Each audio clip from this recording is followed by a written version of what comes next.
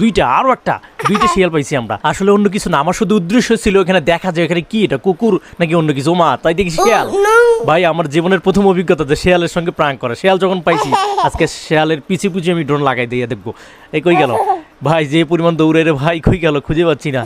শেয়াল এই পরিমাণ দৌড়ে রে ভাই, জীবনের প্রথম অভিজ্ঞতা আমি যে ড্রোন দিয়ে শেয়ালের আমি পাকড়াও করতেছি। ভাই আপনার সঙ্গে থাকুন, অনেক মজা হবে, শেষ পর্যন্ত দেখবো আমরা কি হয়। এই যে পাইছি আপনার সঙ্গে থাকুন।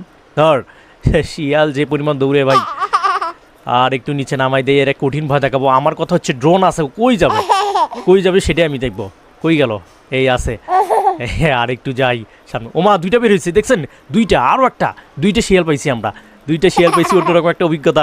এই প্রথম আমি শিয়ালের সঙ্গে এরকম করে ড্রোন প্রাঙ্ক করতেছি ভাই, অন্যরকম একটা অভিজ্ঞতা। এই কই গেল, ধর অন্যরকম একটা অভিজ্ঞতা যে শিয়াল এই প্রথম ড্রোনে ধরা পড়লো আমাদের।